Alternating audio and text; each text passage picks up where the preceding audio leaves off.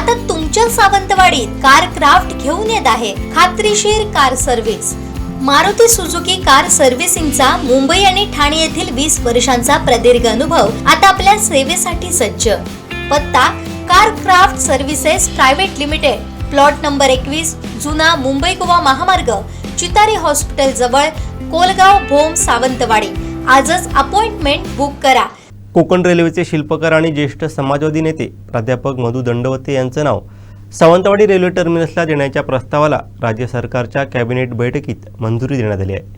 या टर्मिनसचं नाव आता लोकमान्य मधु Dandavate railway terminus असं होणार असून राज्य सरकारकडून हा प्रस्ताव अंतिम मंजुरीसाठी केंद्र सरकारकडे पाठवला जाणार आहे। कोकणातील जनतेची आणि रेल्वे प्रवासी संघटनेची अनेक वर्षांची मागणी अखेर मार्गी लागल्यानं सावंतवाडीत आनंदोत्सव साजरा करण्यात आला आहे। पाहूयात।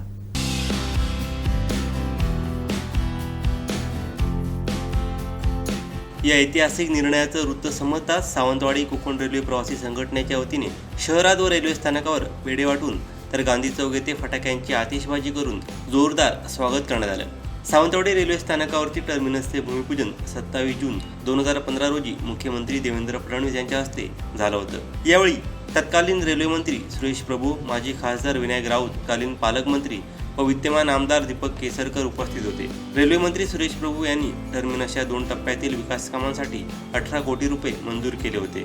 मात्र पहिल्या टप्प्याचं काम झाल्यानंतर गेल्या 10 वर्षात दुसऱ्या टप्प्याचं काम रखडलं होतं। सावंतवाडी रेल्वे टर्मिनसच्या मागणीसाठी सुरुवातीला माजी आमदार जयानंद मटकर आणि दीपक केसरकर यांनी आंदोलनात्मक भूमिका घेतली। सुरेश प्रभू रेल्वे मंत्री झाले आणि टर्मिनस कामाला वेग आला। मात्र त्यानंतर रखडलेल्या कामांना गती देण्यासाठी आणि विविध मागण्यांसाठी ॲडव्होकेट संदीप निंबाळकर यांच्या अध्यक्षतेखाली सावंतवाडी कोकण रेल्वे प्रवासी संघटना स्थापन करण्यात आली। यामध्ये माजी नगराध्यक्ष बबन साळगावकर तसंच सचिव मीर मटकर व इतर पदाधिकाऱ्यांनी पुढाकार घेतला। संघटना स्थापन झाल्यापासून सावंतवाडी वेंगुर्ले तालुक्यात मोठी चळवळ उभी करण्यात आली। पंतप्रधान, मुख्यमंत्री, रेल्वे मंत्री आणि परिवहन मंत्र्यांपर्यंत सातत्याने ईमेल, निवेदने आणि आंदोलनाद्वारे पाठपुरावा करण्यात आला।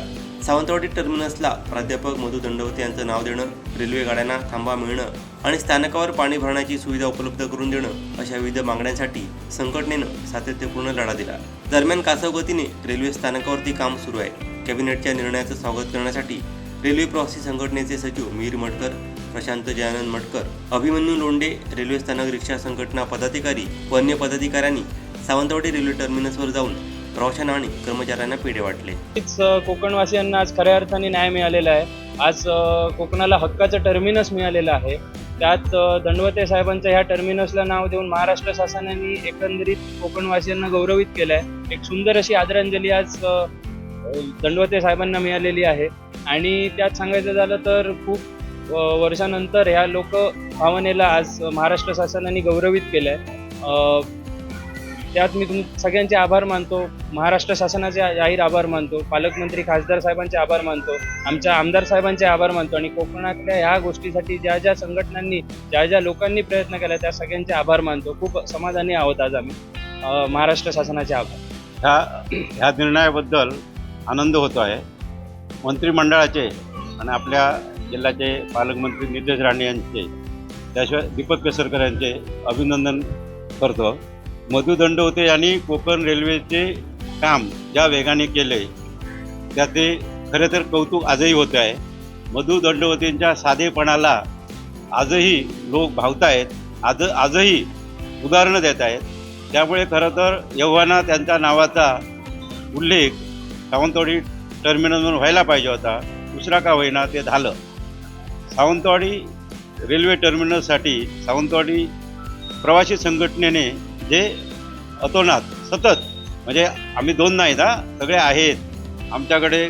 काही आम्ही एकच नाही, प्राईम मिनिस्टरपासून राज्याचे परिवहन मंत्री असतील, मुख्यमंत्री असतील, माजी मुख्यमंत्री असतील, यांना ईमेल पाठवून त्यांना कायमच रेल्वेचे प्रश्न आणि टर्मिनसबाबत जागृत करण्याचा प्रयत्न केलेला होता। त्याचं हे फळ कुठेतरी सक्सेस झालं आणि त्याच्यासाठी पालकमंत्र्यांनी घेतलेली मेहनत ही यशदायी ठरली असे मी मानतो।